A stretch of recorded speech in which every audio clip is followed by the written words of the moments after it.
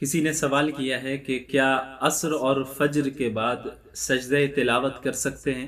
عصر اور فجر کے بعد اللہ کے نبی صلی اللہ علیہ وسلم نے نفل نمازوں کو پڑھنے سے منع کیا ہے، سجدہ تلاوت کرنا جائز ہے، لیکن عین غروب کے وقت اور عین طلوع کے وقت، ایگزیکٹ جس وقت غروب ہو رہا ہو اور طلوع ہو رہا ہو سورج، اس وقت سجدہ تلاوت بھی نہیں کیا جائے گا۔ کیا سفر میں نماز پڑھنا ضروری ہے یا بعد میں قضا ادا کریں؟ سفر میں بھی نماز ضروری ہے، نماز سفر کی وجہ سے معاف نہیں ہوتی ہے۔ جس طرح حالت اقامت میں آپ پر نماز فرض ہے، اسی طریقے سے حالت سفر میں بھی آپ پہ نماز فرض ہے۔ ہاں، یہ الگ بات ہے کہ اگر آپ سفر شرعی میں ہوں، یعنی 77 to 78 کلومیٹر سے زیادہ کا آپ سفر کر رہے ہیں اور 15 دنوں سے کم کا سفر ہے، تو ایسی صورت میں آپ حالت سفر میں نمازوں میں قصر کریں گے، یعنی 4 رکعت والی نمازوں کو 2 رکعت پڑھیں گے، لیکن نماز فرض ہے، اس کو ادا کرنا ضروری ہے۔ ایک مومن اور مسلم کے اندر دونوں کا ہونا ضروری ہے۔ اگر مومن ہے تو مسلم بھی ہوگا، مسلم ہے تو مومن بھی ہوگا۔ کیا مطلب؟ کہ جب دل میں عقیدہ رکھتا ہے اللہ الایمان باللہ وملائکتہ کتبہ ورسلہ والیوم الآخر والقدر خیرہ وشرہ، ان تمام چیزوں پر ایمان رکھتا ہے تو نیک اعمال بھی کرنا اس کے لیے ضروری ہے۔ اگر وہ نیک اعمال نہیں کر رہا ہے تو یہ اس بات کی علامت ہے کہ اس کے دل میں ایمان رچا بسا نہیں۔ ایسا ہو نہیں سکتا کہ کسی کے دل میں ایمان راسخ ہو جائے، اس کے دل میں ایمان رچ بس جائے اور وہ ظاہری اعمال نہ کرے۔ ہمارے یہاں بڑا یہ ایک فیشن سا ہو گیا ہے کہ لوگ کہتے ہیں کہ بھئی مومن ہوں، دل سے مسلمان، اور اعمال نہیں ہو پا رہے ہیں تو اللہ ہدایت دے دے، دعا کیجیے اللہ ہدایت دے دے۔ یہ بات وہ اپنے کاروبار کے متعلق نہیں کہیں گے۔ آپ اس سے کہیں کہ ایسا کریں کہ اپنی دکان بند کر کے بیٹھ جائیں، اللہ تو رازق ہے، دعا کریں اللہ، تو وہ کیا کہے گا؟ وہ یہ کہے گا کہ بھئی اللہ رازق تو ہے لیکن خود تو کوشش کرنی ہوگی نا، اس لیے میں دکان کھول رہا ہوں، میں تجارت کر رہا ہوں، اب اللہ سے دعا مانگ رہا ہوں اللہ اس میں برکت۔ تو ان سے کہیے کہ اسی طرح پہلے نماز پڑھیے پھر اللہ سے ہدایت مانگیے، خود کوشش کیجیے۔ اسلام ایمان یہ دونوں لازم اور ملزوم ہے، دونوں کا ہونا ضروری۔ اب ہم نماز ہی نہیں پڑھ رہے ہیں اور ہم کہہ رہے ہیں کہ بڑے پکے مومن۔ اب نماز تو ایک فرسٹ اسٹیپ ہے، اسلام صرف نماز نہیں ہے، اسلام بہت وسیع دین ہے، زندگی پر حاوی ہے یہ دین، ہر پہلو پر حاوی ہے زندگی۔ یہ اسلام میں جو نماز ہے یہ تو ابتدائی درجے کی چیز ہے، یعنی پہلا درجہ، سب سے فرسٹ اور یقیناً موسٹ امپورٹنٹ چیز اگر کہیں تو غلط نہیں ہے، لیکن یہ فرسٹ اینڈ بیسک چیز ہے، اس کے بغیر اسلام کا، اسی لیے کہا الصلاۃ عماد الدین، نماز جو ہے دین کا ہے، اس کا پلر ہے۔ آپ پلر کو ہٹا دیں عمارت گر جائے گی، نماز کو ہٹا دیں آپ کا دین ختم ہو جائے، کوئی فائدہ نہیں ہے۔ وہ صرف اچھی بولی میٹھی میٹھی باتیں کر لینے کا، تو دل صاف ہونا چاہیے، اچھی باتیں کر لیں، غیر محرم سے بات کر رہے ہیں کیا حرج ہے، ماشاءاللہ۔ تو بے نمازی کے متعلق یہ یاد رکھیں کہ فقہا کے درمیان اختلاف ہے کہ وہ مومن ہے یا کافر ہے۔ فقہائے حنابلہ، امام احمد بن حنبل رحمۃ اللہ علیہ کے نزدیک وہ شخص جو جان بوجھ کر نماز چھوڑتا ہے وہ کافر ہے، اسے نہ ہی غسل دیا جائے گا، نہ ہی اس پر اس کی نماز جنازہ پڑھی جائے گی، اور نہ ہی اسے مسلمانوں کے قبرستان میں دفنایا جائے۔ ان کی دلیل کیا ہے؟ آپ صلی اللہ علیہ وسلم نے فرمایا من ترک الصلاۃ متعمدا فقد کفر، کہ جس نے جان بوجھ کر نماز ترک کی اس نے کفر کیا۔ امام احمد کہتے ہیں کہ جب اس نے کفر کیا لہٰذا وہ کافر ہو گیا، اور جب وہ کافر ہو گیا تو اس کی نماز جنازہ نہیں پڑھی جائے گی، وہ کافر ہو گیا تو اس کی تجہیز و تکفین نہیں کی جائے گی، وہ کافر ہو گیا تو اسے مسلمانوں کے ساتھ دفنایا نہیں جائے گا، وہ مومن نہیں ہے، اس کو کافر کی طرح ٹریٹ کیا جائے گا۔ احمد بن حنبل اور فقہائے حنابلہ کی دلیل ہے، اور اس کے برخلاف جمہور فقہائے کرام جن میں فقہائے حنفیہ بھی ہیں، ان کی یہ رائے نہیں ہے، ان کی رائے یہ ہے کہ من ترک الصلاۃ متعمدا فقد کفر، جس شخص نے جان بوجھ کر نماز ترک کی اس نے کفر کیا۔ اس کا مطلب یہ ہے کہ کفر والا، کافروں والی حرکت کی، اس نے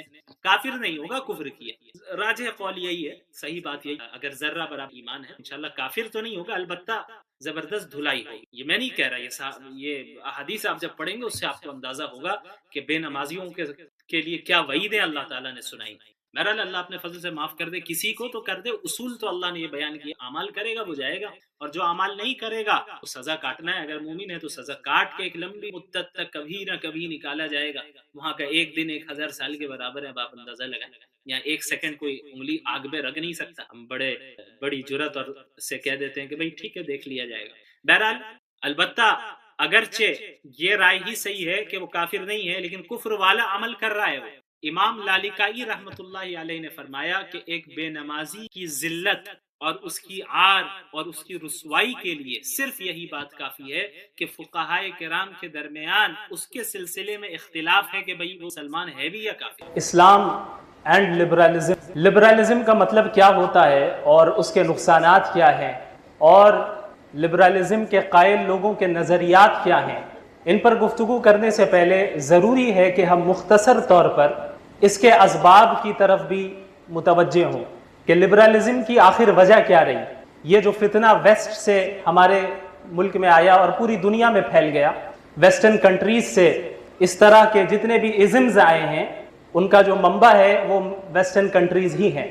تو اس بات کی سخت ضرورت ہے کہ ہم ویسٹرن کنٹریز کی تاریخ کا بھی یعنی اچھی طرح مطالعہ کریں، یا کم از کم مختصراً اس کے متعلق ہم کچھ جانتے ہوں۔ تو سب سے پہلے میں ویسٹ کے یعنی مغرب کی جو تاریخ ہے اس کو میں مختصراً بیان کروں گا۔ ویسٹ کی جو ہسٹری ہے اس کو ہم مختلف پیریڈز میں ڈیوائیڈ کر سکتے ہیں، مختلف ادوار میں ڈیوائیڈ کر سکتے ہیں، تقسیم کر سکتے ہیں۔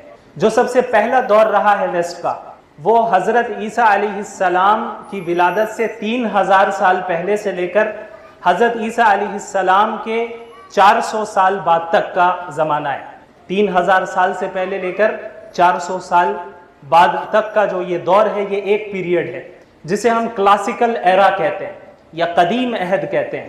یہ وہ ویسٹ کا، مغرب کا یہ وہ زمانہ ہے جب فلسفی کا، فلسفے کا، جو اسکول اور کالجز میں پڑھتے ہیں وہ ان ٹرمینالوجیز سے اچھی طرح واقف ہیں، اس فلسفے کا، فلسفی کا جو ہے ایجاد اس کی ہوتی ہے وہاں پر، اور اس کے علاوہ میتھس کی بھی ایجاد کی جاتی ہے، اور اس کے علاوہ تھیٹر وغیرہ کا جو سسٹم ہے، نظام ہے، وہ بھی اسی وقت کی ایجاد کردہ چیزیں ہیں جس کا اثر آج تک ہم محسوس کر رہے ہیں۔ یہ جو ہالی ووڈ ہے، بالی ووڈ ہے، یہ سب اس عہد قدیم کا اثر آج تک موجود ہے، شروعات وہاں سے ہوئی۔ تو یہ ایک زمانہ رہا۔ اس کے بعد 400 سال سے لے کر 1400 سال تک، یعنی تقریباً 1000 سال، یہ وہ زمانہ ہے جسے ہم مڈل ایجز کہتے ہیں، قرون وسطیٰ کہا جاتا ہے۔ اور یہ 1000 سال مغرب کی تاریخ کے ان کے اعتبار سے تاریک ترین دور ہے، جسے یہ لوگ ڈارک ایجز کہتے ہیں۔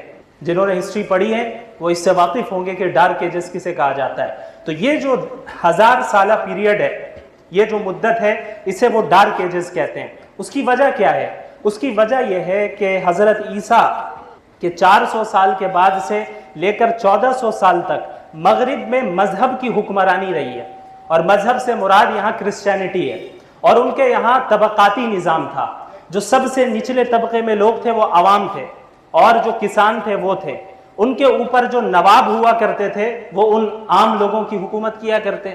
ان نوابوں کے اوپر جو راجے اور رجواڑے ہوا کرتے وہ ان کی نوابوں کے اوپر ہوا کرتے، اور راجے رجواڑوں کے اوپر بادشاہ ہوا کرتے تھے، کنگز ہوا کرتے تھے، اور پھر ان بادشاہوں کے اوپر پوپ ہوتا تھا۔ یہ پوپ کون ہے؟ یہ کرسچنز کا خلیفہ ہے، اگر ہم کہیں آسان الفاظ میں، جو خلیفہ ہے۔ اور ان کا نظریہ کیا ہے ان کے متعلق؟ کہ بھئی جو یہ پوپ ہے ہمارا، یہ جو فیصلہ فرمائے گا بس اسی کو فالو کرنا ہے۔ پوپ نے اگر کہہ دیا یہ چیز حلال ہے تو وہ چیز حلال ہو گئی، یہ چیز حرام ہے تو وہ چیز حرام رہی۔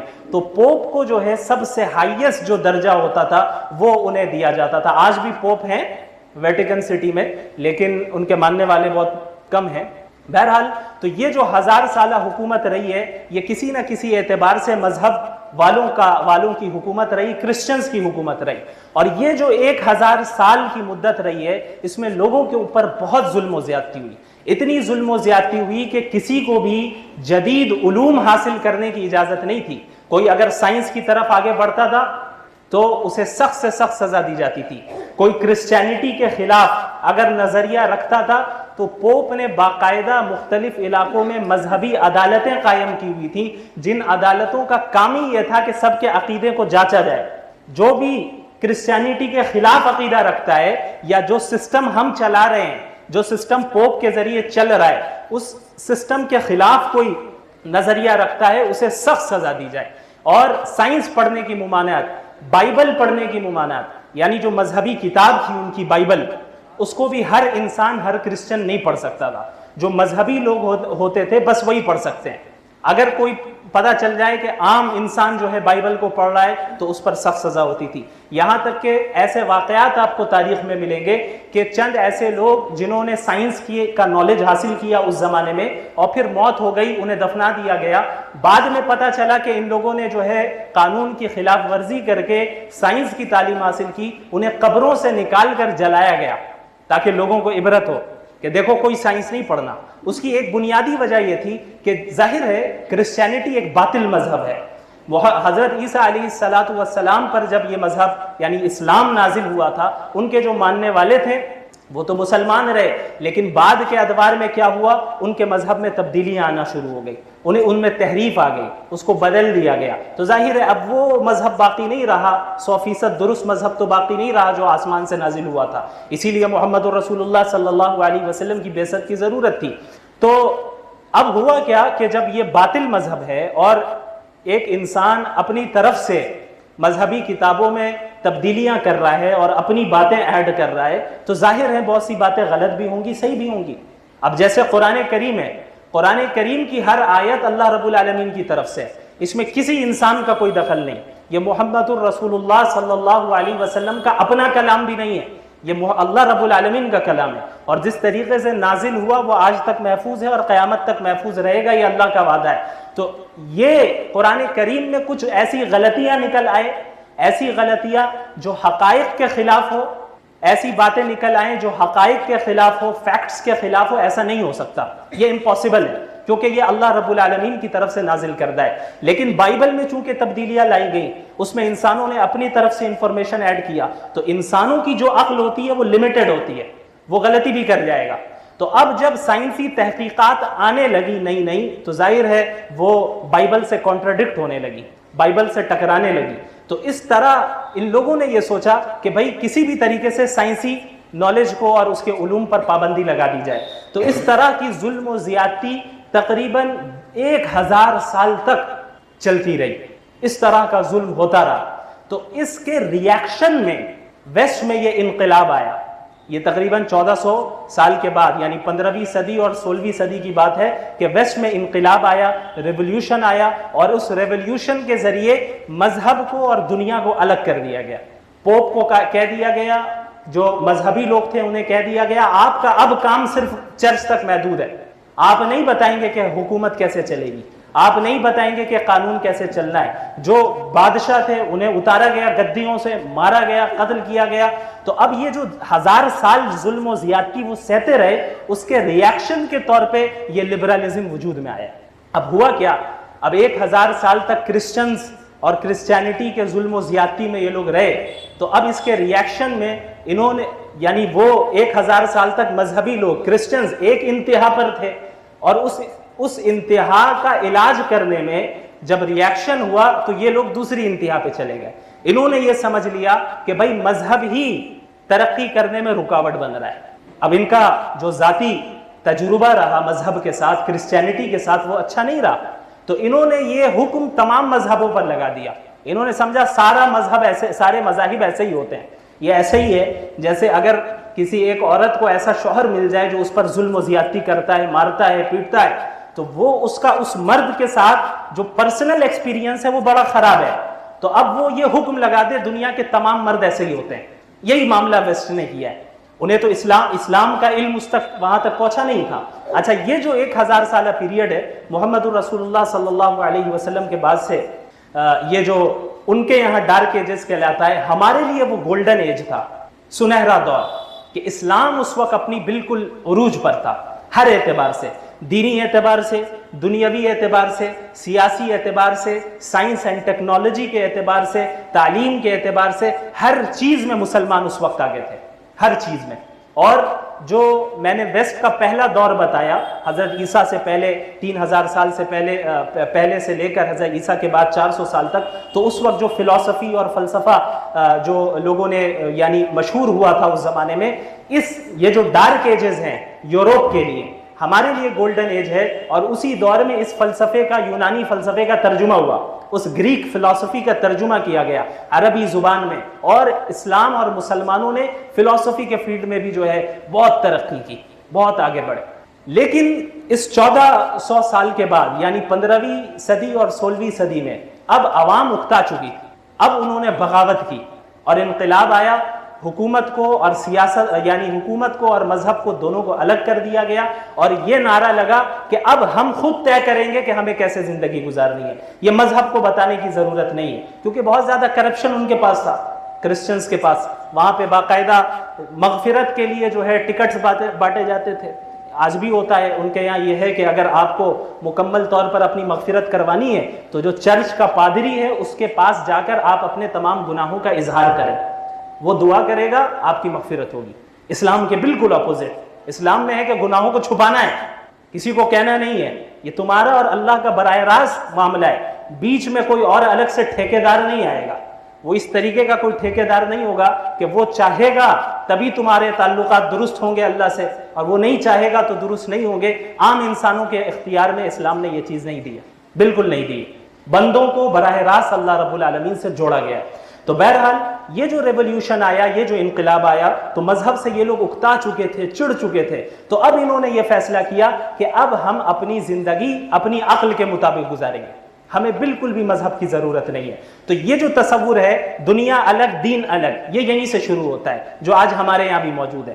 اگر کوئی مولانا صاحب سیاست کی بات کر رہے ہو تو کیا کہیں گے لوگ کہ بھئی آپ پاکی ناپاکی کے مسائل بتائیے، ممبر پہ بیٹھ کے سیاست پر بات مت کیجیے، آپ ان چیزوں پر کیوں بات کر رہے ہیں، آپ صرف یہ بتائیے کیا فرض ہے کیا واجب ہے، نماز میں کتنی رکعتیں ہیں، کتنے واجبات ہیں، کتنے فرائض ہیں، کتنے سنن ہیں، مستحبات ہیں، بس یہ بتائیے۔ یہ تصور وہاں سے شروع ہوا، اور ان لوگوں نے کیا کیا، چند اہم چیزوں کو اپنے پورے نظام سے نکال دیا۔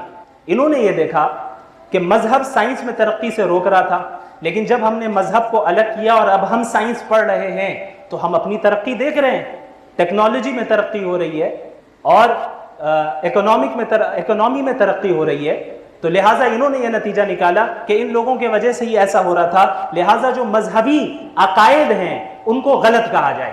اور 3 ایسے بنیادی عقائد ہیں مذہب کے، یا ایسے تصورات ہیں جو ہر مذہب میں یکساں ہیں۔ سب سے پہلی چیز، کسی خدا کا تصور، اللہ کا موجود ہونا، کسی کریٹر کا، کسی بنانے والے کا موجود ہونا، ہندو ہو، کرسچن ہو، یا یہودی ہو یا مسلم ہو، کوئی بھی ہو، یہ سب کے یہاں ہے۔ خدا کا تصور، اس دنیا اس کائنات کے بنانے والے کا تصور، یہ موجود ہے، پہلی چیز۔ دوسری چیز، روح، یہ جو جسم ہے ہمارا، یہ اصل حقیقت نہیں ہے، اصل حقیقت ہماری روح ہے، موت آئے گی روح نکل جائے گی، یہ تصور بھی ہے تقریباً سب کے یہاں۔ تیسری چیز، آخرت، کہ مرنے کے بعد دوبارہ زندہ ہونا ہے اور اعمال کا حساب و کتاب ہونا ہے۔ اگرچہ ہندوؤں کے یہاں ریکارنیشن کا تصور ہے، جسے ہم پرن جنم کہتے ہیں کہ بھئی دوسری جنم لیں گے اور پھر تیسرا، اس طریقے سے ہے، البتہ ان کے یہاں بھی یہ ہے کہ اس زندگی کے بعد بھی زندگی ہے، لیکن جو تصور وہ رکھتے ہیں غلط رکھتے ہیں۔ ان لوگوں نے کیا کیا کہ بھئی یہ 3 چیزیں ایسی ہیں جن کو ہم نے دیکھا ہی نہیں، اللہ کو ہم نے نہیں دیکھا، روح کو تو ہم نے نہیں دیکھا، روح ہے یا نہیں ہے ہم کیسے بتائیں، اور آخرت کا جو تصور ہے اس کی وجہ سے ہم کیوں اپنی زندگی برباد کریں، زندگی میں ہم جو چاہیں گے وہ کریں گے۔ تو ان 3 چیزوں کو اپنے سسٹم سے نکال دیا، اور انہوں نے یہ تصور پیش کیا کہ خدا کی ہمیں ضرورت نہیں ہے، ہمارے پاس ہماری عقل موجود ہے، زندگی کیسی گزارنی، کس طرح گزارنی ہے ہم اپنی عقل کے ذریعے ڈیسائیڈ کریں گے۔ دوسری چیز، روح وہ کچھ نہیں ہوتی ہے، جو ہے بس یہ جسم ہے، جو پلیجر آپ کو حاصل کرنا ہے، جو لذتیں آپ کو حاصل کرنی ہے وہ اسی جسم تک ہے، مر جائیں گے، ختم۔ تیسری چیز کہ بھائی آخرت کا کوئی تصور ہی نہیں ہے، لہٰذا یہ جو زندگی ہمیں ملی ہے بس یہی ایک واحد زندگی ہے۔ اس لیے اس طرح کے نعرے آپ لوگوں نے کئی بار سنے ہوں گے کہ بھائی زندگی ایک ہی بار ملتی ہے، جی لو، جس طرح چاہ رہے ہو جی لو۔ یہ 3 بنیادی ایسی چیزیں ہیں جو اسلام سے بالکل ٹکراتی ہیں۔ اب انہوں نے کیا کیا کہ اپنے ایجوکیشنل سسٹم کو بھی اسی پر جو ہے بنیاد انہی چیزوں پر کھڑا کیا۔ اسی لیے آپ ان کے یہاں جو ان کی ایپسٹیمولوجی ہے، ان کا جو علم حاصل کرنے کا طریقہ ہے، وہ یہ ہے کہ ہم اسی چیز کو نالج مانیں گے، اسی چیز کو علم مانیں گے جسے ہم آبزرویشن کے ذریعے یا ایکسپیرینس کے ذریعے جان سکیں۔ آبزرویشن کے ذریعے یعنی کسی چیز کو دیکھ کر، مشاہدے کے ذریعے، سینس آرگنز کے ذریعے ہم جن چیزوں کو محسوس کریں گے انہی چیزوں کو ہم مانیں گے کہ ہاں یہ چیزیں ایگزسٹ کرتی ہیں، ان چیزوں کا وجود ہے۔ اور یا یہ کہ ایکسپیریمنٹ کے ذریعے، ایکسپیرینس کے ذریعے، تجربے کے ذریعے، ان دو چیزوں سے ہٹ کر اگر کسی چیز کو کوئی ثابت کرنا چاہ رہا ہے تو ہم اسے یقینی نہیں مانیں گے۔ اور آپ دیکھیں یہ بالکل ایمان بالغیب سے ٹکرانے والی چیز ہے۔ اسلام کی بنیاد ہی ایمان بالغیب پر ہے۔ غیب کسے کہتے ہیں؟ ہر وہ چیز جسے آپ اپنے سینس آرگنز کے ذریعے نہ دیکھ سکتے ہو، نہ چھو سکتے ہو، نہ محسوس کر سکتے ہو، وہ غیب ہے۔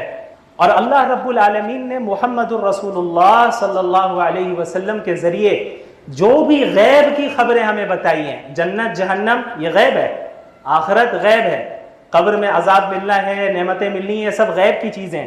تو جو چیزیں بھی اللہ کے نبی صلی اللہ علیہ وسلم پر اللہ کی طرف سے نازل ہوئی اور اللہ رب العالمین، اللہ کے نبی نے ہم تک پہنچایا ہے، ہم اس پر ایمان لاتے ہیں۔ اور ایمان کی بنیاد ہی ایمان بالغیب پر ہے، حقیقی معنی میں، کہ جب تک لاجک ہمیں سمجھ میں نہ آئے، لاجک سمجھ آنے کے بعد مانیں گے، یا جب سائنس پروو کرتے تب مانیں گے، تو یہ ایمان نہیں ہے، یہ تصدیق کرنا ہو جائے گا، اسے ایمان نہیں کہیں گے۔ تو یہ چیز بھی ایمان بالغیب سے مکمل طور پر ٹکراتی ہے۔ اب انہوں نے کیا کہا؟ اب ان لوگوں نے یہ دیکھا کہ بھائی ہم نے مذہب کو ختم کیا اور مذہب ہی ہمارے لیے جو ہے رکاوٹ بن رہی ہے، تو اب اس سسٹم کو ہمیں پوری دنیا میں پھیلانا ہے۔ اب لبرلزم کی ابتدا جو ہے شروع ہوتی ہے، یعنی ابتدا ہوتی ہے، اور پوری دنیا میں پھیلانا وہ الگ انداز میں شروع کرتے ہیں۔ اسی کے بعد وہ زمانہ بھی آتا ہے جو کولونیلزم کا زمانہ ہوتا ہے، سامراجیت کا زمانہ ہوتا ہے۔ ویسٹرن کنٹریز کے مختلف فوجیں مختلف علاقوں میں جا کر قبضہ کرتی ہیں۔ یہ بڑے زور و شور سے کہتے ہیں کہ بھائی جتنی جنگیں ہوئی ہیں یہ مذہب والوں کی وجہ سے ہوئی ہے، مذہب آپس میں لڑواتا ہے۔ جتنے لوگوں کو قتل ان لبرلز نے کیا ہے اتنے کسی مذہب والوں نے نہیں کیا۔ آپ تاریخ پڑھیں، ترکی میں کس طریقے سے لبرلزم کو اور سیکولرزم کو نافذ کیا گیا، مارا گیا، کاٹا گیا لوگوں کو۔ الجیریا میں لاکھوں مسلمانوں کو ان لبرلز نے مارا، مصر میں ان لبرلز نے مارا، افغانستان میں ریسنٹلی 20 سال تک امریکہ کیا کرتا رہا؟ انہوں نے بس یہی کیا ہے کہ لبرلزم کو اور ہمارا جو ویسٹرن سسٹم ہے اس کو پوری دنیا میں تھوپا جائے۔ ہم سے فوراً یہ کہیں گے کہ بھائی آپ لوگ جو ہے زور زبردستی اسلام کو نافذ کرتے ہیں، ان سے پوچھیے آپ لبرلزم کو زبردستی کیوں نافذ کرتے ہیں؟ اگر آپ خوش تھے لبرلزم میں، اپنے ملک میں رہتے، آپ کو گلف کنٹریز میں داخل ہونے کی کیا ضرورت تھی؟ آپ کو ایشیا میں داخل ہونے کی کیا ضرورت تھی؟ آپ افغانستان میں کیوں فوجیوں کو آپ نے اتارا؟ وہاں کے لوگ اپنا الگ سسٹم فالو کرنا چاہ رہے تھے، لیکن آپ نے کرنے نہیں دیا۔ اور جتنے لوگوں کو آپ نے مارا ہے اتنے مذہب والوں نے نہیں مارا۔ ورلڈ وار 1، ورلڈ وار 2 یہ کیا مذہب کی بنیاد پہ ہوئی ہے؟ یہ اقتدار اور طاقت کی بنیاد پہ ہوئی۔ ورلڈ وار 1 میں تقریباً 40 ملین لوگوں کو مارا گیا ہے۔ کتنے؟ 40 ملین لوگ، 1 ملین 10 لاکھ۔ اور اس کے مقابلے میں جس اسلام پر اور جس محمد الرسول اللہ صلی اللہ علیہ وسلم پر قتل و غارت کا الزام لگایا جاتا ہے، آپ یہ تحقیق دیکھیں اور معلوم کریں تو جتنی جنگیں آپ صلی اللہ علیہ وسلم کی زندگی میں ہوئی ہیں مشرکین کے ساتھ، مسلمانوں اور مشرکین کے مقتولین کو، جو لوگ مر گئے تھے جنگ میں، ان سب کو ملا کر ان کی تعداد 1018 ہے۔ بدر، احد، خندق سب کو ملا کر 1018 لوگوں سے زیادہ نئی جنگوں میں مرے، چاہے وہ مسلمانوں کی طرف سے ہو یا مشرکین کی طرف سے ملا کر۔ اور انہوں نے کیا کیا ہے؟ ورلڈ وار 1 میں ہی 40 ملین کو مارا ہے۔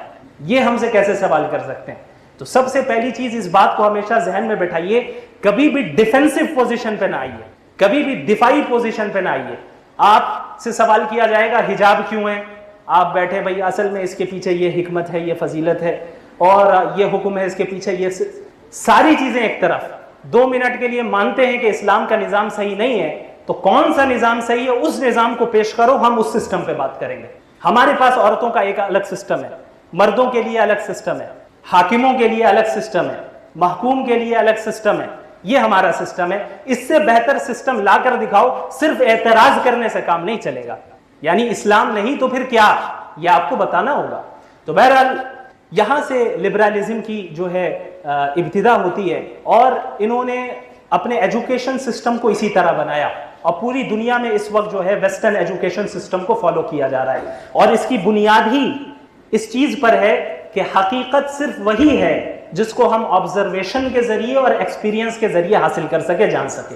اب اللہ رب العالمین کو تو آبزرویشن کے ذریعے ہم نہیں جان سکتے، پورے 12 سال جو آپ اپنے بچوں کو اسکول میں پڑھاتے ہیں، انہیں ایک دن بھی یہ بولنے کی ضرورت نہیں پڑتی ہے ٹیچر کو کہ گھر جا کے کہنا کہ اللہ نہیں ہے. وہ ان کے ذہن میں اصول بیٹھاتے ہیں. دیکھو یہ رول ہے، کوئی چیز اسی وقت ایگزسٹ کرے گی جب وہ میٹر ہو. میٹر کسے کہتے ہیں؟ جس کا کوئی وزن ہو اور جو کوئی اسپیس آکیوپائی کرے. یہ مائک جگہ کو آکیوپائی کر رہا ہے، یہ میٹر ہے. ہر چیز ہمارے آس پاس جو ہے سب میٹر ہے. سائنس کا کام ہی ہے کہ میٹر کو تلاش کرنا، یعنی میٹر کے اوپر ریسرچز کرنا. اللہ رب العالمین کے متعلق تو ہمارا عقیدہ ہے کہ وہ زمان و مکان سے پاک ہے. وہ کسی اسپیس کا پابند نہیں ہے، وہ کسی ٹائم کا پابند نہیں ہے. لہٰذا ان کے اعتبار سے اللہ ایگزسٹ نہیں کر رہے، کیونکہ ایگزسٹ وہ چیز کرے گی نا جس کا میٹر ہوگا، جس کا یعنی وہ اسپیس آکیوپائی کرے، وہی چیز ایگزسٹ کرے گی. جس کا کوئی وزن ہوگا وہی چیز ایگزسٹ کرے گی. تو یہ اصول جب اپنے بچوں کو، آپ کے بچوں کو پڑھایا جاتا ہے، اس طرح کی ریسرچز پڑھائی جاتی ہیں اور اس طرح کے اصول اور رولز پڑھائے جاتے ہیں، تو 10-12 سال کے بعد اس کے ذہن میں خود بخود سوال پیدا ہوتا ہے کہ بھئی یہ جو ہے اللہ ہے تو دکھتا کیوں نہیں؟ اللہ ہے تو زمین میں اتنی پریشانیاں کیوں ہیں؟ کل ہی ایک آدمی نے سوال کیا کہ ایک بچی کا اگر ریپ ہو جاتا ہے تو اگر اللہ ہے تو اللہ روکتا کیوں نہیں ہے؟ یہ سوالات کیوں آتے ہیں؟ کیونکہ ہم نے زندگی کے اصل مقصد کو نہیں سمجھا. ایک طرف لبرلزم کا نظریہ ہے کہ جو کچھ ہے بس یہ دنیا ہے، اور جو فیصلہ کرے گا وہ ہم خود کریں گے. For the people, by the people, اور ایک کیا کچھ کہتے ہیں ٹو دا پیپل، یعنی لوگوں کے لیے، from the people, by the people, of the people, کہ لوگوں کی طرف سے ہی جو حکومت بنے گی وہ لوگوں کی ہوگی، لوگوں کے لیے ہوگی اور لوگوں میں سے ہی ہوگی. یعنی یہ سسٹم جو حکومت کی چلے گی وہ صرف لوگ چلائیں گے. میجورٹی کا اعتبار ہوگا. میجورٹی کہہ رہی ہے اڈلٹری، زنا جائز ہے، لیگل ہونا چاہیے، لیگل ہونا چاہیے، وہ لیگل.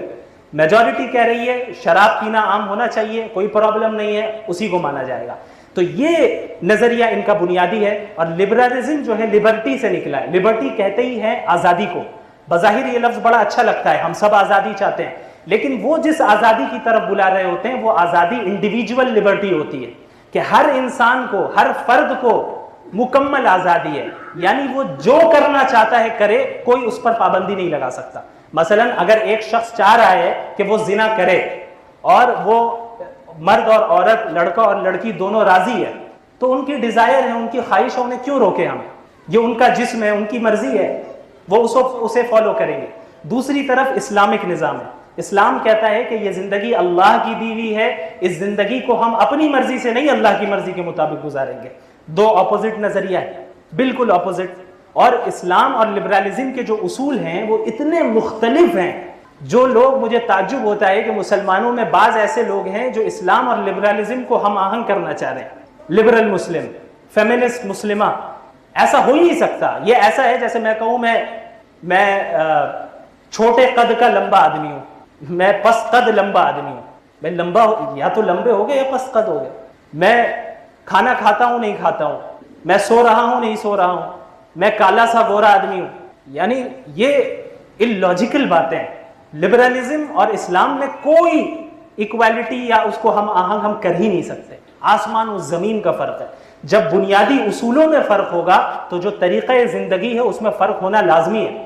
ان کا نظریہ ہے کہ جو ہے یہ زندگی ہے، جو پلیجر ہمیں حاصل کرنا ہے یہی حاصل کرنا ہے. تو پوری زندگی کی دوڑ دھوپ ہونی ہے صرف دنیا کمانے کے لیے. لازمی نتیجہ اس کا یہی نکلے گا کہ بھائی جو عیش ہے یہی ہے تو اب یہی کماؤ. دوسری طرف اسلامی نظریہ ہے کہ یہ واحد زندگی نہیں ہے. ربنا امتنا اثنتین واحییتنا اثنتین، کہ اے رب آپ نے ہمیں 2 بار موت بھی دی، 2 بار زندگی بھی دی. تو ہم تو 2 زندگیوں پر عقیدہ رکھتے ہیں. ایک زندگی یہ دنیاوی زندگی ہے اور دوسری زندگی موت کے بعد آخرت کی زندگی ہے، اور وہ زندگی ہمیشہ ہمیش کی زندگی ہے. تو عاقل انسان وہ ہے جو اس زندگی کی تیاری ابھی سے کر لے. تو جب ہمارا عقیدہ یہ ہوگا کہ جو ہماری اگلی زندگی ہے، جو ہمیشہ ہمیش کی زندگی رہنے والی ہے، وہاں پر ہمیں جو انعامات ملیں گے اس دنیا میں اعمال کی بنیاد پر اور عقیدے کے بنیاد پہ ملیں گے، تو ظاہر ہے ہماری زندگی گزارنے کا جو طریقہ ہوگا وہ الگ ہوگا. ہمیں اگر دنیا تھوڑی کم بھی مل رہی ہوگی ہم راضی رہیں گے. کیوں؟ اصل زندگی تو وہاں ہے، اصل تو ہمیں وہاں رہنا ہے. ہمارے اندر خود غرضی نہیں ہوگی، ہم اپنی زندگی کو اللہ کے احکامات کے مطابق گزاریں گے. تو انڈیویجول لبرٹی، ہر انسان کو اپنی خواہشات پر عمل کرنے کا موقع ملنا چاہیے اور انلمیٹڈ فریڈم ملنا چاہیے. یہ آپ کئی لوگوں سے سنیں گے انلمیٹڈ فریڈم. اسلام اور مذہب فریڈم نہیں دے رہا ہے. وہ چاہ رہی ہے بغیر حجاب کے گھومنے کی، حجاب کی پابندی لگائی جا رہی ہے، یہ فریڈم نہیں ہے. ایک بندہ داڑھی کاٹنا چاہ رہا ہے، اسے اجازت اسلام نہیں دے رہا ہے، یہ فریڈم نہیں ہے. ایک بندہ زنا کرنا چاہ رہا ہے، اسلام اس کی اجازت نہیں دے رہا ہے، وہ فریڈم نہیں ہے. تو یہ نظریہ ان کا ہے جو کہتے ہیں کہ انلمیٹڈ فریڈم ملے گا. حالانکہ حقیقت میں عملی طور پر یہ اپنے اصولوں سے خود یعنی کانٹراڈکٹ کرتے ہیں. ان کے اصولوں میں اور ان کی باتوں میں خود تضادات ملیں گے، خود کانٹراڈکشنز ملیں گے. کیوں؟ کیونکہ جو سسٹم بھی انسانوں کا بنایا ہوا ہوگا اس میں تضاد ہونا لازمی. اب آپ دیکھیں فار ایگزامپل، جب ایسا ملحد یا ایسا کوئی شخص لبرل یہ کہتا ہے کہ اسلام کو یا مذہب کو چھوڑنے میں یا لبرلزم کو اختیار کرنے میں فریڈم ہے، انلمیٹڈ فریڈم ہے، تو اس سے سوال کیا جائے انلمیٹڈ فریڈم کا کیا مطلب ہے؟ کیا اگر کوئی چاہ رہا ہے کہ ہم کسی کو قتل کریں تو اس کو فریڈم ملنا چاہیے؟ تو وہ کہے گا کہ نہیں، اس کی تو اجازت نہیں ہے. اگر کوئی چاہ رہا ہے کہ کسی کے مال کی چوری کر لیں، اس کی خواہش ہے. آپ نے کہا ہر انسان کو وہ کرنے کی اجازت ہونی چاہیے جو وہ چاہ رہا ہے، اور یہ انلمیٹڈ فریڈم ہے. تو کیا چور کو چوری کرنے دے دی جائے؟ تو کہیں گے نہیں. تو پھر انلمیٹڈ فریڈم نہ کہو، لمیٹڈ فریڈم کہو. لمیٹڈ فریڈم جیسے تمہارے یہاں ہے، اسلام میں بھی لمیٹڈ فریڈم ہے. اسلام نے بھی آپ کو اپنی زندگیاں گزارنے کا موقع دیا ہے. اسلام نے بھی آپ کو دنیا کمانے کا موقع دیا ہے. دنیا کمانا تو حرام نہیں رکھا، دنیاوی نعمتوں سے استفادہ کرنے کا بھی کی اجازت دی ہے، بلکہ ترغیب دی ہے. هو الذی خلق لکم ما فی الارض جمیعا، اس زمین میں جو کچھ ہے وہ تمہارے لیے بنایا گیا ہے. تو جب ہمارے لیے بنایا گیا ہے تو ہم استفادہ کریں گے، دنیا بھی کمائیں گے. اور لیکن ہمارا جو اصل تصور اور اصل عقیدہ ہوگا اور جو اصل مقصد ہوگا وہ آخرت ہے. ہم اللہ کو راضی کرتے ہوئے چلیں گے. جس طرح ہر سسٹم کے قوانین ہوتے ہیں، جس طرح ہر کنٹری کے لاز ہوتے ہیں، اسی طرح اسلام کا بھی لا ہے، اس کے بھی قوانین میں کیا فرق ہے؟ بس فرق یہ ہے کہ آپ کے قوانین کچھ اور ہیں، ہمارے قوانین کچھ اور ہیں. تو جس طرح آپ کے یہاں لمیٹڈ فریڈم ہے اسی طرح ہمارے یہاں بھی لمیٹڈ فریڈم ہے. تو آپ یہ نہیں کہہ سکتے کہ لبرلزم کو اختیار کرنے پر ہمیں یعنی جو ہے انلمیٹڈ فریڈم حاصل ہوگا. تو یہ جو ہے یہ ان کے نظریات ہے. اور اس کے علاوہ اب آئیے جو ان کی منافقت ہے اسے دیکھتے ہیں. اب ان کی منافقت کیا ہے؟ آپ نے ان لوگوں کو فریڈم آف اسپیچ کا نعرہ لگاتے ہوئے بہت سنا ہوگا. فریڈم آف اسپیچ، اظہار رائے کی آزادی. ابھی حال میں ہی محمد الرسول اللہ صلی اللہ علیہ وسلم کی شان میں گستاخی کی گئی، تو جو لوگ اس گستاخی کرنے والے اور والیوں کو ڈیفینڈ کر رہے تھے وہ کیا کہہ رہے تھے؟ بھائی فریڈم آف اسپیچ ہونا چاہیے، اگر کوئی کسی کو گالی دے رہا ہے تو اس کا حق ہے. اور یہ ویسٹ نے بھرپور رکھا ہے کہ بھائی اگر آپ کو بلاسفیمی کرنا ہے کیجیے، یہ جو ہے آپ کا فریڈم آف اسپیچ ہے. لیکن اگر وہیں کے لوگ گورنمنٹ کے خلاف بولنے لگ جائے، آپ دیکھیں آپ کے ساتھ کیا سلوک ہوگا. یہاں فریڈم آف اسپیچ کہاں گیا؟ ان سے سوال کیا جائے. یعنی ہم صرف سنیں گے نہیں. اگر آپ یہ کہہ رہے ہیں کہ ہر ایک کو اپنے رائے کا اظہار کرنے کی اتنی آزادی ہو کہ کوئی کسی کی توہین کر رہا ہے، کسی مقدس شخصیت کی توہین کر رہا ہے، اس کو بھی روا کر لیا جائے، تو پھر جب گورنمنٹ کے خلاف بولا جا رہا ہے یا گورنمنٹ کے خلاف کوئی کام کیا جا رہا ہے، آپ کی گورنمنٹ کو ہٹانے کے لیے آپ کیوں پابندی لگاتے ہیں؟ آپ کو اظہار رائے کا وہ ملنا چاہیے. ابھی چند سالوں پہلے تک یو کے کی کوئین کے خلاف اگر کوئی کچھ کہہ دیتا تو پھر اسے قتل کی سزا تھی اگر اس کی بلاسفیمی کرتا ہو. بعد میں یہ لاز انہوں نے تبدیل کیے، لیکن یہ ماضی قریب کا واقعہ ہے. اچھا، محمد رسول اللہ صلی اللہ علیہ وسلم، قرآن اور اسلام کی توہین کرنا یہ فریڈم آف اسپیچ ہے. لیکن آپ کسی ملک کے ترنگے کی توہین کر لیں، دیکھیں آپ کے ساتھ کیا سلوک ہوتا ہے. انڈین فلیگ کی آپ توہین کر کے دیکھیں آن پبلک، اس وقت فریڈم آف اسپیچ بھول جائیں گے سب. ابھی حال میں ہی BBC جو نیوز چینل ہے اس کے اینکر نے یو کے کا جو جھنڈا ہے، ترنگا ہے، اس کے متعلق یہ بات کہی کہ بھئی یہ بڑا چھوٹا ترنگا ہے. صرف حالانکہ یہ اس میں توہین کا پہلو نہیں ہے، صرف اس جملے کی وجہ سے BBC سے انہیں فائر کر دیا گیا کہ آپ نے جو ہے ہمارے اسٹیٹ، ہمارے نیشن کی جو ہے توہین کی ہے. تو آپ کے نیشن کے خلاف توہین ہو وہ آپ کو برداشت نہیں ہے، لیکن جب محمد الرسول اللہ صلی اللہ علیہ وسلم کے خلاف توہین ہو تو پھر آپ فریڈم آف اسپیچ کا نعرہ لگاتے ہیں. یہ آپ کی ہپوکریسی ہے، یہ آپ کی منافقت ہے اور یہ جھوٹے دعوے ہیں. اور آپ یہ کہتے ہیں کہ بھائی ہم مذہبی قیود سے آزادی دلوا رہے ہیں، تو پھر آپ ان قیود سے آزادی دلوا کر اپنی بیڑیاں جو ہے آپ لگا رہے ہیں لوگوں کے اوپر۔ ایسا نہیں ہے کہ آپ کو آزادی دلوا رہے ہیں، ان کے نعرے بڑے اچھے ہوتے ہیں، یہ فریڈم کی بات کریں گے، ایکویلٹی کی بات کریں گے، ریسزم کے خلاف بھی بولیں گے، حالانکہ خود ریسسٹ بھی ہوتے ہیں، خود فریڈم 100% نہیں دیتے ہیں، اور خود ان کے قانون میں جو ہے بہت سے قوانین ایسے ہوتے ہیں جن میں لوگوں کی خواہشات کے خلاف کام ہو رہا ہوتا ہے۔ اور یہ کامن سینس کی بات ہے، ایک بندہ اگر بغیر قوانین کے زندگی گزارے گا تو پورے معاشرے میں ایک کیوس برپا ہو جائے گا۔ اب آپ سمجھیں کہ مثلا جو ہمارے ٹریفک رولز ہیں، لال بتی جل گئی، میری خواہش ہے میں نہیں روکوں گا، آپ مجھ پر پابندی نہیں لگا سکتے اس لبرٹی کے تحت۔ یہ جو آپ نے انڈیویجول لبرٹی کا نعرہ لگایا ہے کہ شخصی آزادی ہر ایک کو ملنا چاہیے کہ جو چاہے وہ کرے، تو ہر ایک چاہے گا کہ بھائی لال بتی جل رہی ہے پھر بھی مجھے جانا ہے، گرین بتی جل رہی ہے مجھے ابھی رکنا ہے، تو اس طریقے سے کیا ہوگا؟ پورا معاشرہ جو ہے سسٹم خراب ہو جائے گا۔ تو یہ کامن سینس کی بات ہے، اور جو انسانی معاشرہ رہا ہے ہمیشہ سے ایک سسٹم کے تحت چلتا ہے، تو جو سسٹم مختلف ممالک کے مختلف رہے، مختلف عقائد کے ماننے والوں کے مختلف رہے، اسلام نے بھی ایک سسٹم دے دیا ہے۔ تو آپ یہ نہیں کہہ سکتے کہ ہم مذہب کی پابندیوں سے نکال رہے ہیں، ہو سکتا ہے نکال رہے ہوں لیکن پھر اپنی پابندیوں میں لوگوں کو لے جا رہے ہیں، آزاد نہیں کر رہے۔ تو یہ اس طرح کی ان کی منافقت ہے، لوگوں کو اس کو سمجھنا بہت زیادہ ضروری ہے۔ تو جب لبرلزم کو جب عسکری طور پہ فوجیوں کے ذریعے اور پاور کے ذریعے پھیلانے کی کوشش کی گئی، تو انہوں نے کیا کیا؟ ہر شعبے میں اپنے سسٹم کو تھوپا۔ تعلیم کے نظام میں اپنا ویسٹرن نظام تعلیم، ہم جس طرح سائنس پڑھاتے ہیں اس طرح پڑھانا ہے۔ سائنس کی اسلام مخالفت نہیں کرتا، اس کو اچھی طرح ذہن میں رکھیے، بلکہ جو میں نے بتایا کہ اسلام کا جو گولڈن ایج تھا، اس میں سائنسی ترقی اتنی ہم نے کی ہے کہ اس وقت جو ایجادات ہوئے اس کی بنیاد پر آج تک کام ہو رہا ہے۔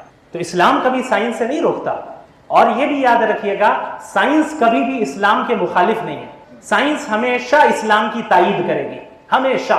سائنٹیفک فیکٹس کی بات کر رہا ہوں میں۔ سائنس میں ایک تھیوریز ہیں، مفروضات ہیں، اور دوسرے فیکٹس ہیں۔ کوئی تھیوری کسی آیت کے خلاف ہو سکتی ہے، کیوں؟ کیونکہ تھیوریز میں تبدیلی آتی رہتی ہے۔ تھیوری کیا ہے؟ ابھی فیکٹ نہیں ہے، وہ ایک ریسرچ پیش کی گئی ہے، ہو سکتا ہے 100 سال کے بعد وہ ریسرچ تبدیل ہو جائے، تو وہ تو امکان ہے اس بات کا کہ وہ کوئی تھیوری قرآن اور حدیث سے ٹکرا رہی ہو، لیکن وہ تھیوری فیکٹ ہی نہیں ہے، ابھی انہیں اور کام کرنے کی ضرورت ہے، آگے بڑھتے جائیں، بالآخر موافقت تو قرآن و حدیث سے ہی کرنی ہے۔ لیکن وہ فیکٹس جو سائنٹیفک فیکٹس بن چکے ہیں، جو حقائق ہو گئے ہیں، حقائق بن چکے ہیں، مفروضات نہیں رہے ہیں، محض تھیوریز یا نظریات نہیں رہے ہیں، وہ حقائق کوئی بھی ایک آپ سائنٹیفک فیکٹ نہیں دکھا سکتے جو کتاب و سنت سے ٹکراتی ہو، نہیں دکھا سکتے۔ تو انہوں نے کیا کیا؟ تو ہم یہ کہہ رہے ہیں کہ جو ان کا ایجوکیشن سسٹم ہے، سائنس پڑھنا غلط نہیں ہے، لیکن جس سسٹم کے تحت یہ سائنس پڑھا رہے ہیں وہ سسٹم آپ کو لادینیت، الحاد، ایتھزم کی طرف اور لبرلزم کی طرف لے جا رہا ہے، ایسی باتیں بتا رہے ہیں۔ اور ہم جب سائنس کو پڑھیں گے اللہ کو اور قرآن کو سپیریئر رکھتے ہوئے پڑھیں گے۔ ہمارے یہاں کیا نظریہ بن گیا ہے؟ سائنس سے ہم قرآن اور حدیث کو جج کرتے ہیں، سائنس سے جج کرتے ہیں، سائنس اوپر ہے قرآن نیچے۔ اسلامک ایجوکیشن سسٹم میں کیا ہوگا؟ قرآن و حدیث اوپر ہے، سائنس نیچے۔ قرآن و حدیث کے ذریعے بھی ہم اس سے استفادہ کریں گے کہ یہ جو تھیوری پیش کی جا رہی ہے کس حد تک صحیح ہو سکتی ہے، یعنی سائنس کو مکمل اتنا اختیار نہیں رہے گا کہ وہ مذہب کے اوپر وہ چلی جائے۔ تو بہرحال یہ ایجوکیشن سسٹم میں انہوں نے قبضہ کیا، اس ایجوکیشن سسٹم کو پھیلایا۔ انڈیا میں بھی جو آج ایجوکیشن سسٹم ہے، جو اسکولز ہیں، وہ اسی سسٹم کو فالو کرتے ہیں۔ اس کے علاوہ یہ اکنامک جو سسٹم ہے ہمارا اکنامی کا، وہاں داخل ہوئے، وہاں پہ سرمایہ دارانہ نظام کو تھوپا، کیپٹلزم کو تھوپا۔ آپ ملکی سطح پر کیپٹلزم کے خلاف کام کر کے دکھائے، چند مہینوں کے اندر آپ سے حکومت چھین لی جائے گی، چند مہینوں کے اندر نہیں ٹک سکتے، ان کا جو سسٹم ہے اس کے خلاف نہیں چلے گا۔ پھر یہ بندے اعتراض کرتے ہیں کہ بھائی اسلام میں خلافت کے خلاف کیوں نہیں بول سکتے، یعنی آپ اس پوزیشن میں ہے ہی نہیں کہ آپ ہم پر اعتراض کریں، پہلے اپنے پوزیشن کو دیکھیں، اپنے پوزیشن کو دیکھیں۔ تو کیپٹلزم کو نافذ کیا۔ اب دوسری جگہ پہ سیاست میں داخل ہوئے، سیاست میں سیکولرزم اور ڈیموکریٹک سسٹم کو نافذ کیا، تھوپا۔ آج بھی افغانستان میں جو کوشش کی گئی 20 سال تک یہی کوشش کی گئی کہ کسی بھی طریقے سے اس سسٹم کو لایا جائے، زبردستی اس میں داخل کیا جائے، ترکی میں یہی کیا گیا، مصر میں یہ کیا گیا، افریقہ کے ممالک میں یہی کیا گیا، الجیریا وغیرہ ان سارے ممالک میں یہی کیا گیا۔ رشیا نے کتنوں کو مارا، جب 50 سال تک رشیا میں ایک دور ایسا رہا کہ ملحدوں کی حکومت رہی، اللہ کے انکار کرنے والوں کی حکومت رہی، اور مذہب والوں کو انہوں نے اس طرح ان کا قتل عام کیا ہے لاکھوں کی تعداد میں کہ لوگ سمجھتے تھے اور 50 سال ہے مذہب اس کے بعد ختم۔ تو رشیا میں تو حکومت آئی گئی، مذہب الحمدللہ اب بھی باقی ہے۔ تو بہرحال حکومت میں، سیاست میں سیکولرزم کو نافذ کیا۔ اچھا، آپ پورے معاشرے کو دیکھیں، سیکولرزم کو اور ڈیموکریٹک سسٹم کو اس طرح مقدس بنا کر پیش کیا گیا ہے کہ آج لوگ خلافت کا نام لینے سے ڈرتے ہیں۔ فریڈم آف اسپیچ کہاں گیا؟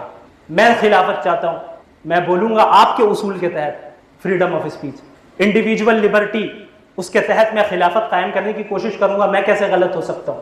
تو ان کے جو اصول ہیں، اپنے اصول، یہ آپس میں متضاد ہے، کانٹراڈکشن کا شکار ہے۔ تو یہ ہے ان کی منافقت، اس طرح وہ منافقت کرتے ہیں۔ دوسری طرف انہوں نے کیا کیا کہ جو عورتوں کا نظام ہے، عورتوں کے ذہن میں چند ایسی باتیں انہوں نے بیٹھا دی جن کے نعرے بڑے خوبصورت اور بڑے اچھے تھے، جن اثرات کے ذریعے اور نظریات کے ذریعے انہوں نے ان کنٹریز کے فیملی سسٹم کو ختم کرنا چاہا جہاں پر یہ فوجی حملہ کرنا چاہتے تھے۔ آپ سب نے فیمینزم کا نام سنا ہوگا۔ فیمینزم کی ابتدا اسی طرح ہوئی ہے۔ فیمینزم کو پھیلایا ہی اسی لیے گیا تاکہ جن کنٹریز میں، ان ویسٹرن کنٹریز کے لوگوں کو اور حکومتوں کو جن کنٹریز میں داخل ہونا تھا اور وہاں پر اپنی حکومت قائم کرنی تھی، انہوں نے یہ اسٹریٹجی اختیار کی کہ سب سے پہلے ان کے فیملی سسٹم کو خراب کرو۔ جب فیملی سسٹم خراب ہوگی تو اب فیملی سسٹم حکومت کنٹرول کرے گی، اور جب یہ چیز ہو جائے گی تو حکومت کرنا آسان ہوگا۔ ورنہ ہمارے یہاں کیا ہے، اسلام میں کیا ہے، جو فیملی سسٹم ہے اس کا جو گارجین ہوگا، مرد اس کا گارجین ہے، وہ لیڈ کرے گا اس سسٹم کو۔ تو ہر فیملی ایک یونٹ ہے، ہر فیملی کے پاس ایک اسٹرینتھ ہے، ایک پاور ہے، ایک طاقت ہے۔ تو اس طرح کئی یونٹس مل کر پورا معاشرہ اسٹرانگ ہوتا ہے، لیکن جب ان یونٹس کو ہی بالکل بکھیر دیا جائے تو پھر وہ معاشرہ تتر بتر ہو جاتا ہے اور ان پر حملہ کر کے قبضہ کرنا آسان ہوتا ہے۔ فیمینزم کی ابتدا اسی بنیاد پہ ہوئی، اسی لیے میں کہتا ہوں کہ فیمینزم ایک پولیٹیکل تحریک ہے، اس کی ابتدا جو ہوئی ہے وہ پولیٹیکل بنیادوں پر ہی ہوئی ہے۔ اور نعرے کیا لگائے گئے؟ جینڈر ایکویلٹی، بھائی جو مرد اور عورت ہیں وہ بالکل ایکول ہیں، ہر چیز میں، ہر چیز میں وہ ایکول ہیں، کسی چیز میں فرق نہیں۔ لہٰذا اگر مرد کماتا ہے عورت بھی کمائے گی، مرد حجاب نہیں پہنتا ہے عورت بھی حجاب نہیں پہنے گی۔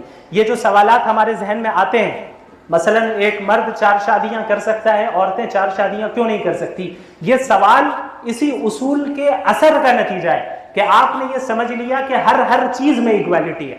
یہ جب آپ نے تسلیم کر لیا تبھی آپ پوچھ رہے ہیں ان کو 4 مل رہی ہے تو ان کو 4 کیوں نہیں مل رہا۔ آپ نے یہ تسلیم کر لیا کہ جینڈر ایکویلٹی کا جو اصول ویسٹ نے پیش کیا ہے وہ بالکل صحیح ہے، جسے ہم اندھی تقلید کہتے ہیں، ہے نا۔ ایک بندہ، ابھی میں کہوں تو میرے بات کا اتنا اثر نہیں پڑتا، کوئی آپ کے سامنے سائنٹیفک ریسرچ پیش کروں، اب ایک جو ہے کوئی گورا آ جائے کوٹ پینٹ پہن کر، وہ بولے گا آپ دیکھیں ماشاءاللہ، یہ وہ ہو سکتا ہے کچھ اور بول کے چلا جائے، لیکن جو ذہنی غلامی کے جو ہم شکار ہو چکے ہیں کہ ہم نے ان کو سپیریئر سمجھ لیا، انہوں نے ہمیں یہ بتا دیا کہ بھائی ہم ہی سپیریئر ہیں، اور اسی وقت کامیاب ہوگے جب ہمارے سسٹم کے تحت چلو گے۔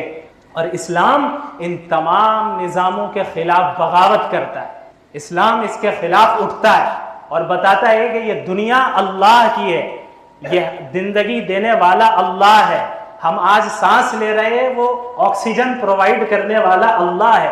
تو اس جو سسٹم اس دنیا میں نافذ ہوگا اور جس سسٹم کے تحت ہم چلیں گے، اپنی زندگی گزاریں گے، وہ صرف اللہ کا سسٹم ہوگا، اور ہم تمام سسٹمز کو ریجیکٹ کرتے ہیں، ایکسیپٹ نہیں کرتے۔ تو جینڈر ایکویلٹی کے نام پر اس طرح بیوقوف عورتوں کو بنایا گیا ہے، بڑی معذرت کے ساتھ اس طرح بیوقوف بنایا گیا کہ ان کا جنسی استحصال بھی کیا جا رہا ہے اور مال و دولت میں اضافہ کیا جا رہا ہے عورتوں کے ذریعے۔ وہ کیسے؟ اب آپ ویسٹرن، ہمارے ہاں تو اب ہم ویسٹرن چیزوں کو اختیار کر رہے ہیں، وہ ہم سے بہت آگے ہیں، یعنی آئندہ 50 سال 60 سال کے بعد ہم جس پوزیشن میں ہوں گے، ویسٹ آج موجود ہے اس پوزیشن میں، ہم تو پیچھے چل رہے ہیں۔ ویسٹرن کنٹریز میں جب آپ جائیں گے آپ کو معلوم ہوگا، اور یہاں پہ بھی یہ چیزیں آ گئی ہیں کہ عورتوں کو یہ کہہ کر کہ بھائی مرد کما سکتا ہے تو تم کیوں نہیں کما سکتی، تم بھی آؤ آفس میں آؤ، کس طرح انہیں آفیسز میں اسٹافز کے تھرو مینجمنٹ کے تھرو ہیرسمنٹ کا شکار ہونا پڑتا ہے. کچھ نہیں, کسی سے پوچھے نہیں, صرف گوگل پہ ڈالیں, صرف گوگل پہ ڈالیں, ساری ریسرچز آپ کے سامنے آ جائیں گے. عورتیں کما رہی ہے, یہ کہہ کر انہیں بتایا گیا کہ باہر نکلو, کماؤ, فائنینشیل انڈیپینڈنٹ ہو, تبھی ایکویلٹی ہوگی. لیکن اس کے پیچھے, اس کی آڑ میں یہ کیا کرتے ہیں, اپنے پروڈکٹ کو بکواتے ہیں. اب آپ دیکھ لیں کوئی پروڈکٹ ہو, وہاں پر برہنہ عورت یا نیم برہنہ عورت کھڑی ضرور رہے گی آدھے لباس کو پہن کر. کیوں؟ کیونکہ لوگ ان عورتوں کی طرف متوجہ ہوں گے, اٹریکٹ ہوں گے, عورتوں کی طرف اٹریکٹ ہوں گے, ہمارا پروڈکٹ بکے گا, ہماری فائنینشیل ترقی ہوگی. اسی لیے آپ دیکھیں بہت سی جگہوں پہ ریسیپشن میں بھی عورتوں کو رکھا جاتا ہے. بہت سی جگہوں پہ جہاں پروڈکٹ بیچنا ہو, جو سیلز مین ایک زمانے تک کہتے تھے, آج اکثر سیلز گرل کے نام سے آپ سنیں, سیلز گرل رکھی جاتی ہے تاکہ آپ ان کی باتوں سے اتنا متاثر ہو جائیں کہ ایک خریدنا ہوتا تو آپ 10 خرید لیں. اچھا ماشاءاللہ, اتنے اٹریکٹ ہو رہے ہیں کہ اسے خوش کرنے کے لیے 10 خرید لیں. یہ سسٹم ہے. اور بعض انڈسٹریز میں تو معاملہ ایسا ہے کہ عورتوں پر یہ لازم کیا گیا ہے کہ اسکرٹ ہی پہن سکتی ہے, فل یونیفارم نہیں پہن سکتی, پورا کپڑا. یہ بندے اعتراض کرتے ہیں کہ حجاب پہننا ضروری کیوں ہے. یعنی ان سے پوچھو کہ تمہارے یہاں کوئی عورت حجاب پہن کر کام کر سکتی ہے؟ نہیں کرنے دیں گے. ابھی کتنے کنٹریز میں بین کیا جا رہا ہے حجاب کو بین کیا جا رہا ہے. تو یہ ان کی منافقت ہے, ہپوکریسی ہے. جینڈر ایکویلٹی اسلام کی نظر میں کیا ہے, اسے سمجھ لیجیے. بحیثیت انسان مرد اور عورت برابر ہے, ہم اس ایکویلٹی کے قائل ہیں. اور بحیثیت عبد اللہ کی نظر میں بحیثیت بندہ یا بندی کے دونوں برابر ہے. جو نیکی کرے گا وہ آگے بڑھے گا. کتنی عورتیں ایسی ہوں گی جو بعض مردوں سے اعلیٰ مقام رکھتی ہوں گی جنت میں, لیکن ذمہ داریوں کے اعتبار سے بھی اگر آپ کہیں جینڈر ایکویلٹی, تو ہم اس جینڈر ایکویلٹی کے قائل نہیں ہیں. اس اصول کو اگر آپ نے اپنے ذہن میں بٹھا لیا, سینکڑوں اعتراضات آپ کے ذہن سے نکل جائیں گے, اس کا حل آپ کو مل جائے گا. وہ جینڈر ایکویلٹی جو ویسٹ پیش کرتا ہے, جس جینڈر ایکویلٹی کو, ہم اس جینڈر ایکویلٹی کو نہیں مانتے. ہم مرد اور عورت میں اس ایکویلٹی کے قائل ہے ہی نہیں. وہ ویسٹ یہ کہتا ہے کہ ہر چیز میں ایکویلٹی, ہم نہیں مانتے, سرے سے نہیں مانتے. اللہ رب العالمین نے انسان کو جو ہم پر جو احکامات نازل کیے ہیں, اس میں مساوات سے زیادہ عدل کا خیال رکھا ہے. اسلام, دوسرے الفاظ میں, اسلام ہر اس ایکویلٹی کا قائل ہے جس میں جسٹس ہو, اور جس ایکویلٹی میں جسٹس نہ ہو اس ایکویلٹی کو اسلام نہیں مانتا. یہ جو ایکویلٹی کا معیار ویسٹ نے پیش کیا ہے کہ مرد اور عورت ہر چیز میں, ذمہ داریوں میں بھی برابر ہے, یہ جسٹس نہیں مل رہی ہے اس میں عورتوں کو, عدل نہیں ہے عورتوں کے لیے, اس لیے ہم ایکویلٹی کو نہیں مانتے. کیوں؟ اب آپ خود دیکھیں, ہر عاقل بالغ انسان سمجھ سکتا ہے. مجھے بڑا تعجب ہوتا ہے کہ کس طریقے سے ہم ان نعروں سے اتنے متاثر ہو جاتے ہیں. اللہ ہم سب کو حق دکھائے. اسی لیے اللہ کے نبی صلی اللہ علیہ وسلم دعا فرماتے تھے, اللہم ارنا الحق حقا وارزقنا اتباعہ وارنا الباطل باطلا وارزقنا اجتنابہ, کہ اللہ ہمیں حق بنا کر دکھا اور اس کی اتباع کرنے کی توفیق عطا فرما, اور باطل بنا کر دکھا اور اس سے بچنے کی توفیق عطا فرمائے. کیونکہ احادیث میں قیامت کے قریب کے زمانوں کے متعلق ایسی پیشن گوئیاں ہیں, الفتنۃ الدہماء, الفتنۃ الصماء, الفتنۃ البکماء, اندھا فتنہ, گونگا فتنہ, بہرا فتنہ, یہ فتنے عام ہو گئے. اندھا فتنہ کا کیا مطلب؟ باطل سامنے ہوگا لیکن نظر نہیں آ رہا ہے کہ وہ باطل ہے, باطل کو حق سمجھا جائے گا, حق کو باطل سمجھا جائے گا. بہرا فتنہ, ایسا فتنہ جہاں حق کی آواز تک آپ کے کانوں میں نہیں آئے گی, ایسا فتنہ جہاں حق بولنے پر پابندی ہوگی. تو اس زمانے کی طرف اللہ کے نبی صلی اللہ علیہ وسلم نے بہت پہلے اشارے کر دیے تھے, اور مجھے کم از کم اس پر مکمل انشراح ہے. آپ اس پہ اختلاف کر سکتے ہیں, علماء تشریف فرمائیں, اس پہ اختلاف کر سکتے ہیں. یہ وہ فتنہ ہے جو مزید ترقی کرے گا, اس کی انتہا دجال ہے یا اس کا عروج دجال ہے. اب آپ اندازہ لگائیں کہ جو ویسٹرن سسٹم ہے, اس کا سارا دار و مدار آبزرویشن اور ایکسپیرینس پر ہے. خدا اگر دکھے گا, سپر نیچرل پاور دکھیں گی تو ہم مانیں گے, نہیں دکھیں گی نہیں مانیں گے. اب جب دجال موجود ہوگا سامنے, فزیکل خدا, باطل خدا, جو یہ دعویٰ کر رہا ہوگا کہ انا ربکم الاعلی, میں تمہارا سب سے بڑا رب ہوں, اور اس کے پاس ایسی طاقتیں بھی ہوں گی جو عام انسانوں کے پاس نہیں ہوتی. تو اب آپ سمجھیں کہ کیا لوگ اس شخص کو خدا تسلیم نہیں کریں گے, یہ لوگ جو لبرالزم کو پھیلا رہے ہیں, کیونکہ یہ جو خدا بن کے آیا ہے, باطل خدا, یہ ان کے اصولوں کے تحت اتر رہا ہے, ان اصولوں پر اتر رہا ہے, تو وہ فالو کریں گے اس کو. تو یہ جو ہے ایک ایسے فتنے کی ابتدا ہو چکی ہے جس کے متعلق اللہ کے نبی صلی اللہ علیہ وسلم نے فرمایا کہ ما بین خلق آدم الی قیام الساعہ امر اکبر من الدجال، کہ کائنات کی ابتدا سے لے کر، حضرت آدم کی ابتدا سے لے کر، ان کی تخلیق سے لے کر قیامت تک دجال کے فتنے سے بڑا فتنہ کوئی نہیں ہوگا. اور یہ بہت بڑا فتنہ ہے جس میں ہم اور آپ مبتلا ہو رہے ہیں، ہماری اولاد، ہماری نسلیں مبتلا ہو رہی ہیں. تو جینڈر ایکویلٹی ذمہ داریوں کے اعتبار سے بالکل مرد اور عورت ایکول نہیں ہے. اور کیوں نہیں ہے؟ کیونکہ اللہ نے احکامات دونوں صنف کے جسمانی، ایموشنلی اور سائیکولوجیکل طاقتوں کو دیکھتے ہوئے دیے. فزیکلی، جسمانی اعتبار سے زیادہ طاقتور کون ہے؟ مرد اور عورت میں ظاہر ہے مرد ہیں. ہاں 2-4 ریسلر ایسی آ جائیں گی تو میں اس کی بات نہیں کر رہا. اسلامی احکامات عمومیت کو دیکھتے ہوئے ہوتے ہیں. تو اکثریت جو ہے جسمانی اعتبار سے کون زیادہ اسٹرانگ ہے؟ مرد زیادہ اسٹرانگ ہے. تو اس لیے گھر کے سسٹم کو سنبھالنے کی ذمہ داری اسی کو دی گئی کہ تمہیں فائنینشلی کمانا ہے، اسٹرانگ ہونا ہے، تم باہر جاؤ کماؤ، اس لڑکی کا خیال رکھنا ہے تمہیں، ماں ہے تو اس کا بھی خیال رکھنا ہے، بیٹی ہے اس کے بھی حقوق ادا کرنے ہیں، بیوی ہے تو اس کے بھی حقوق ادا کرنے ہیں، بہن ہے اور غیر شادی شدہ ہے تو تم بھائی کے اوپر اس کی ذمہ داری ہے، باپ ہے بھائی ہے اس کے اوپر ذمہ داری ہے، اس کو ان ذمہ داریوں کو ادا کرنا ہے. تم فزیکلی اسٹرانگ ہو، کمانا محنت کا کام ہے، ہو سکتا ہے مزدوری کرنا پڑے، ہو سکتا ہے کوئلے کی کان میں جا کر کام کرنا پڑے، تمہیں کرنا ہے. اور عورتوں کے ان تمام ذمہ داریوں سے مستثنا رکھا. کیوں؟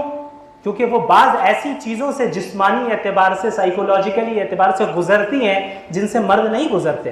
ہم سب کو معلوم ہے کہ کس طریقے سے عورتوں کی بہت سے ایام ایسے ہوتے ہیں جن میں وہ نماز نہیں پڑھ سکتی. تو جس وقت ان کے پیریڈز ہو رہے ہوتے ہیں اس وقت ہارمونز میں تبدیلیاں ہوتی ہیں، ایک چڑچڑاپن، ایک پریشانی، اور جو ہے کسی چیز کو پسند نہیں کرنا. یہ ہارمونز میں، جسم میں جو ہارمونز کی تبدیلیاں ہوتی ہیں اس کی وجہ سے ہوتی ہے. اور میڈیکلی یہ پروون ہے، medical reports, researches, new researches, modern researches کے ذریعے یہ پروون ہے کہ ان ہارمونز کی چینجنگ کی وجہ سے عورتوں کے ڈیسیژن پر بڑا اثر پڑتا ہے. عورت کوئی فیصلہ لیتی ہے تو ان دنوں اگر کوئی فیصلہ لیتی ہے تو اس ہارمونز کا اثر پڑتا ہے. ہو سکتا ہے غلط فیصلہ لے رہے. یہ آپ کو پتہ چل گیا. اب اس طرح کے کئی اعتراضات خود حل ہو جائیں گے. عورت حکومت کیوں نہیں کر سکتی؟ کیونکہ حکومت میں فیصلے کرنے ہوتے ہیں، حکومت میں حصے دار ہو سکتی ہے، اسلامک گورنمنٹ میں وہ شریک ہو سکتی ہے، معاون ہو سکتی ہے، ہیڈ آف دا اسٹیٹ نہیں بن سکتی جہاں پہ مکمل اختیار ہوگا. کیوں نہیں بن سکتی؟ کیا عورت حقیر ہے؟ نہیں، سائنٹیفک ریسرچز موجود ہیں. عورتیں فزیکلی بعض ایسے ایام سے گزرتی ہیں، پھر پریگنینسی کا دور ہے جو چند مہینوں کا دور ہوتا ہے، وہ ہارمونز کی تبدیلی کی وجہ سے اس کے اندر فیصلے لینے کے ڈیسیجنز میں جو ہے اثر پڑتا ہے، ڈیسیجنز پہ اثر پڑتا ہے. اور حکومت میں فیصلے ہی لینے ہوتے ہیں، ان کے حوالے نہیں کیا جا سکتا. پہلی چیز. اور اس طرح کے اور بھی جو اعتراضات ہوں گے وہ اسی اصول کے تحت ختم. دوسری چیز ایموشن. عورتیں دیکھیں، ہر انسان کے اندر 2 حالت ہوتی ہے. ایک حالت عقل کی ہوتی ہے، دوسری حالت جذبات کی ہوتی ہے. ایک حالت عقل کی ہوتی ہے، دوسری حالت ایموشنز کی ہوتی ہے. تو کبھی انسان کے اوپر چاہے مرد ہو یا عورت عقل کی حالت غالب آتی ہے کہ جذبات، ایموشنز کچھ اور کہہ رہے ہیں لیکن عقل سے فیصلہ لینا ہوگا کہ جذبات کو دبانا ہے. کبھی ایسا ہوتا ہے چاہے مرد ہو یا عورت ہو کہ جذبات والی جو حالت ہے وہ عقل پر غالب آ جاتی ہے. عقل بتا رہی ہے غلط ہے لیکن اتنے زیادہ ایموشنل ہو گئے کہ اب اس ایموشن کے تحت فیصلہ لیا. یہ مردوں کے ساتھ بھی ہوتا ہے، عورتوں کے ساتھ بھی ہوتا ہے. لیکن ماڈرن ریسرچز ہمیں یہ بتاتی ہیں کہ عورتوں کے اندر جو ایموشنل حالت ہے، وہ حالت جو ایموشنز کی ہے وہ زیادہ غالب آتی ہے. ایسا بہت کم ہوتا ہے کہ عقل والی حالت ایموشن پر غالب آ جائے اور ایموشن والی حالت مغلوب ہو، بلکہ اکثر ایسا ہوتا ہے کہ عورتوں میں ایموشن والی حالت غالب آتی ہے. وہ جذبات سے فیصلہ لیتی ہے کہ میں نہیں کہہ رہا، سائنٹیفک ماڈرن ریسرچز کہہ رہے ہیں، گوگل میں جا کے سرچ کریں. مردوں کے اندر کیا ہے کہ عقل کی جو حالت ہے وہ زیادہ غالب آتی ہے، کبھی کبھی ایموشنز والی حالت غالب آ جاتی ہے. عورتوں کا ایموشن والی حالت کا غالب آنا یہ عیب نہیں ہے، یہ اس کی خوبی ہے. اس فطرت کو دیکھتے ہوئے اللہ رب العالمین نے بچوں کی تربیت کی ذمہ داری عورتوں کو دی، کیونکہ تربیت میں شفقت کا غالب ہونا ضروری ہے، اور شفقت اسی وقت غالب ہوگی جب آپ بچے سے ایموشنلی اٹیچڈ ہوں گے. اب آپ دیکھیں، مرد اپنے بچوں سے وہ بھی محبت کرتا ہے لیکن جو ماں کی محبت ہوتی ہے وہ الگ ہوتی ہے. ماں جس طرح محبت کا اظہار کرتی ہے وہ الگ, ایموشنلی اٹیچڈ ہوتی ہے. ذرا سا کچھ ہو جائے فوراً رونا شروع کر دے گی. باپ صبر کرے گا کہ بھائی ٹھیک ہے ہوتا رہتا ہے, ماں رونے لگے گی. کیوں؟ ایموشنل والی جو ہے کیفیت ان پر غالب آئی. تو اس فطرت کو دیکھتے ہوئے اسلام نے ذمہ داریوں کو تقسیم کیا ہے. بچوں کو ایموشنل اٹیچمنٹ کی ہی زیادہ ضرورت ہے ان کی پرورش اور تربیت کے لیے, اس لیے ماؤں کو وہ ذمہ داری دی. اور جسمانی اعتبار سے اور ایموشنلی زیادہ اسٹرانگ مرد ہوتے ہیں, اس لیے انہیں باہر کی ذمہ داری دی. اب اس میں یہ اعتراض بھی ختم. کون سا؟ کہ کیا عورت ناقص العقل ہوتی ہے؟ یہ اعتراض کیا جاتا ہے ایک حدیث کو, عورت ناقص العقل ہوتی ہے. تو وہ عیب نہیں بیان کیا گیا, یہی بتایا گیا کہ اکثر ایسا ہوتا ہے کہ عورتوں کی جو وہ حالت ہے ایموشن والی حالت, وہ عقل والی حالت پہ غالب آ جاتی ہے. اس کا یہ مطلب نہیں کہ وہ زیادہ ذکی یعنی کلیور نہیں ہوتی, انٹیلیجنٹ نہیں ہوتی. ماڈرن ریسرچ سے ہمیں معلوم ہے کہ تقریباً مرد اور عورت دونوں برابر ہیں انٹیلیجنٹ ہونے میں, دونوں برابر ہے. حدیث میں جو ناقصات العقل کہا گیا ہے کہ کم عقل ہے, تو وہاں پہ انٹیلیجنس کی کمی نہیں بتائی گئی ہے, بلکہ یہ بتایا گیا کہ عقل والی حالت اکثر مغلوب ہو جاتی ہے اور ایموشن والی حالت غالب آ جاتی ہے. اکثر ایموشن کے ذریعے وہ فیصلہ کرتی ہے. یہ اعتراض بھی ختم. اس اصول کو سمجھ لیا آپ نے. اس اصول کے تحت دوسرا اعتراض بھی ختم. وہ کیا ہے کہ عورتوں کی گواہی جو ہے دو کیوں, ایک مرد کے مقابلے میں دو کیوں؟